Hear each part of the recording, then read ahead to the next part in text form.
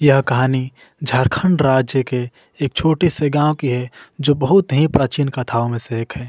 इस कहानी के अनुसार एक गांव में एक भरा पूरा परिवार रहता था जिसमें माता पिता, 7 बेटे और एक उनकी बेटी थी। कुछ दिनों के बाद माता पिता की मृत्यु हो जाती है और सातों जो भाई होते हैं आपस में अपना कार्य संभाल लेते हैं। बहन भी अपना कार्य संभाल लेती है। ये बात उस समय की है जब पुरुष घर से बाहर काम करते थे, यानी पुरुषार्थ करके धन कमाकर लाते थे और उसी से घर चलता था, तथा घर की महिलाएं घर का काम जैसे झाड़ू पोछा बर्तन इत्यादि करती थी। सातों भाई प्रतिदिन जंगल में जाते, लकड़ियाँ काटते, लकड़ियों को बेचते, यानी बहुत मेहनत करते थे और उससे जो पैसा मिलता था वही से घर चलता था।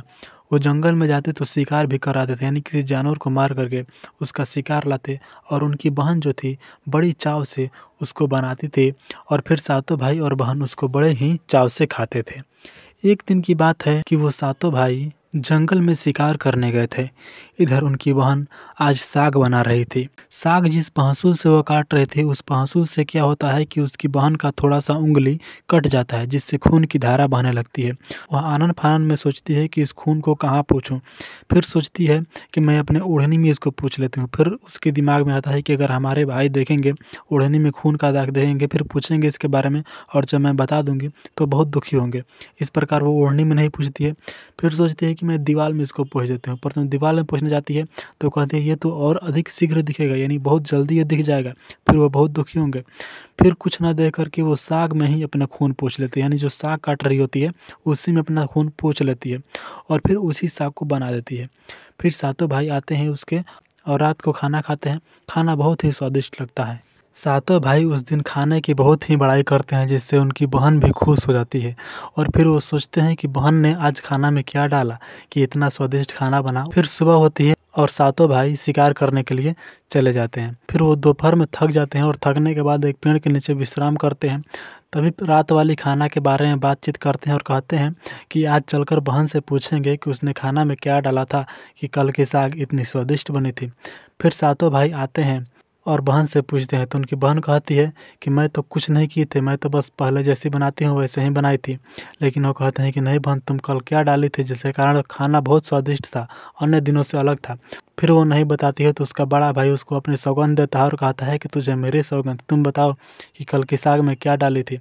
तो उसकी बहन सारी बात सही सही बता देती है। वो कह देती है कि साग काटते हुए मेरी एक उंगली कट गई थी, जिसके कारण खून को मैं आप लोगों से छुपाने के लिए, जिस खून को आप कहीं अगर देखेंगे तो दुखी होंगे, इसलिए मैंने उसको साग में ही पोंछ दिया और साग में उसको बना दिया। और फिर शाम को सभी लोग सोने चल जाते हैं। शाम को सोते हैं तो सातों भाई आपस में विचार विमर्श करते हैं, हमारी बहन के 2-4 बूंद खून मिल जाने से हमारी खाने का साग इतना स्वादिष्ट हो गया था, तो बताओ उसका मांस कितना स्वादिष्ट होगा। परंतु उसका जो छोटा भाई होता है वो उसका विरोध करता है।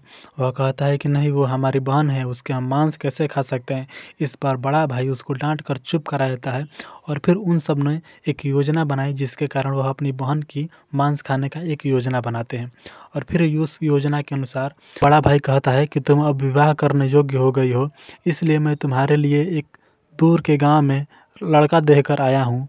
वो लड़का बहुत ही सुंदर है, बहुत ही सुयोग्य है, इसलिए मैं चाहता हूँ कि हम सभी सातों भाई और तुम सभी एक साथ जा कर के उसको देखें।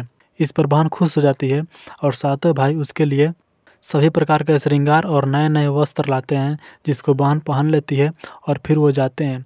फिर वो एक घनी गुफा में चले जाते हैं जहाँ से एक पहाड़ की चोटी निकलती है। उस पहाड़ की चोटी पर पहुँचने के बाद बड़ा भाई कहता है कि तुम यहीं पर रुको, हम सातों अभी आते हैं।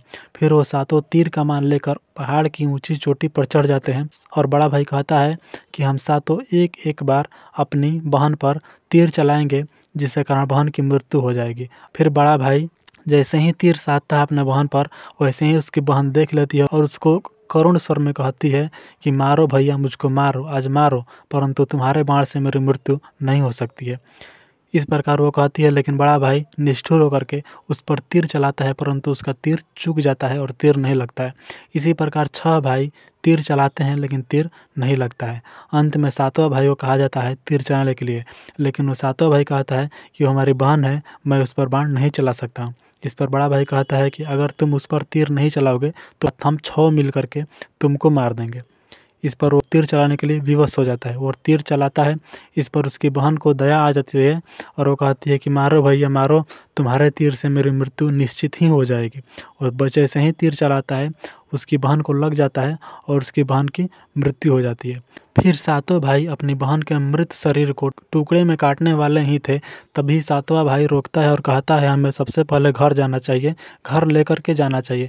फिर सातों भाई अपनी उस बहन के मृत शरीर को अपने घर ले जाते हैं और उसको काटने लगते हैं। तभी छोटा भाई मना करता है, कहता है कि हमें ऐसा घिनौना कार्य नहीं करना चाहिए। इस पर बड़ा भाई कहता है कि जब तक यह रहेगा तब तक हमें कुछ ना कुछ टोकता ही रहेगा।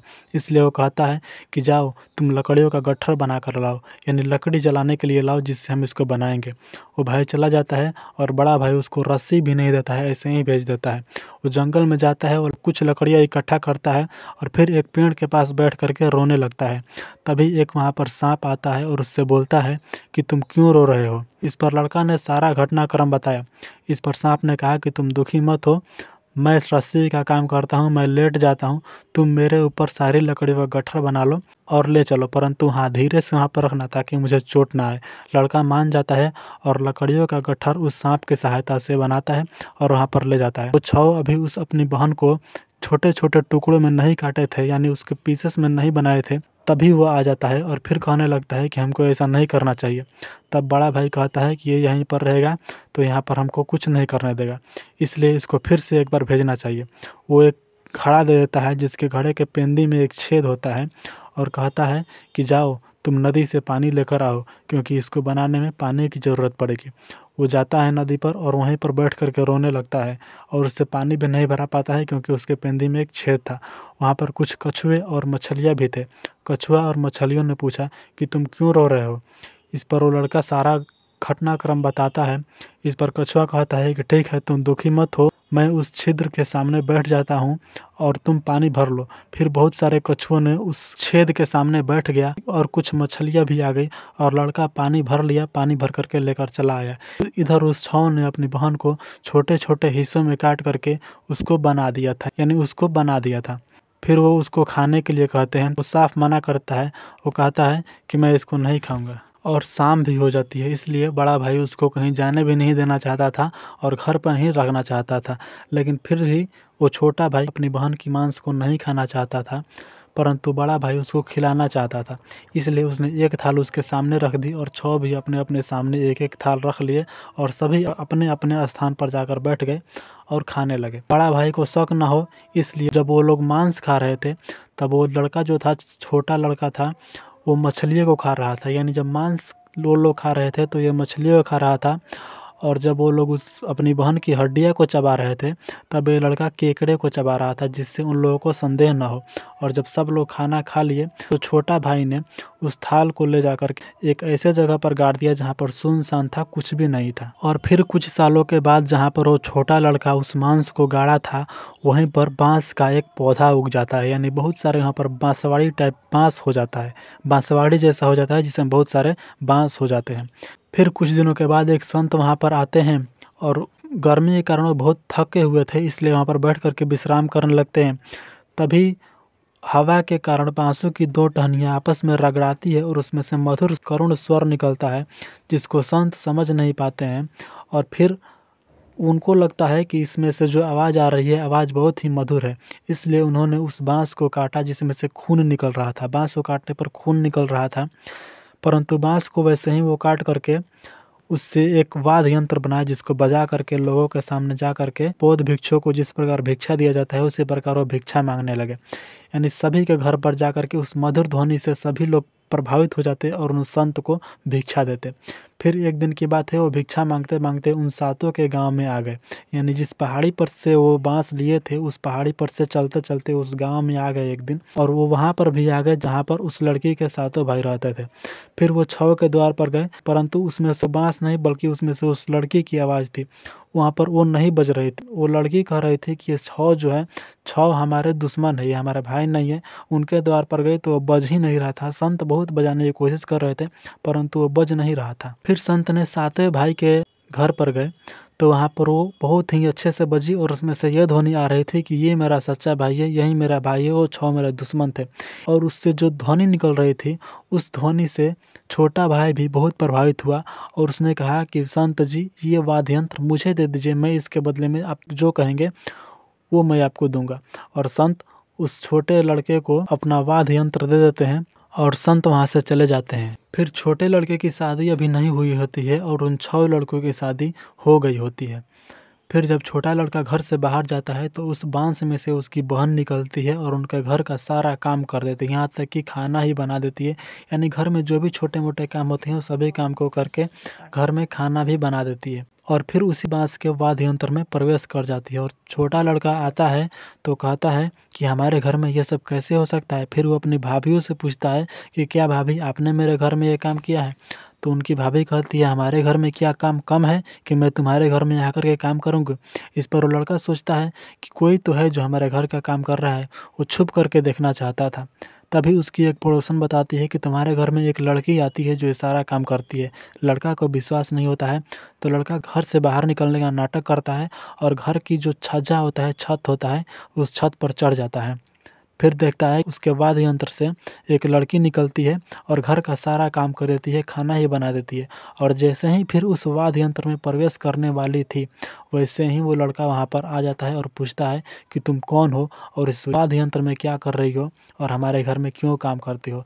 इस पर वो लड़की रोने लगती है और कहती है कि मैं तुम्हारी बहन हूँ, जिसको तुम्हारे 6 भाइयों ने धोखे से मार दिया था और हमारे मांस को खा गए थे। और उस छोटे भाई के पुण्य कर्म से उस बहन की आत्मा को शांति मिल जाता है और वह स्वतंत्र हो जाती है। परंतु जहाँ पर वो बहन को खड़ा करा करके तीर मारा था, वहाँ पर एक पत्थर है जिसको आज बहन के नाम से जाना जाता है और उसके बगल में 7 और भी पत्थर है बड़े बड़े, जो 7 भाई के प्रतीक है। और वहीं पर वो अभी बांस का पेड़ है जिसको काटने के बाद अभी भी खून निकलता है और उसकी 2 डालियाँ अभी भी रगड़ाती है, तो रगड़ खाने पर उसमें से मधुर ध्वनि निकलती है। और इसको देखने के लिए दूर दूर से लोग आते हैं। मान्यता के अनुसार यहाँ पर पूजा भी होती है। इसको भाई बहन का प्रेम का प्रतीक माना जाता है। परंतु आप इससे कहाँ तक सहमत हैं, कमेंट बॉक्स में ज़रूर बताइएगा।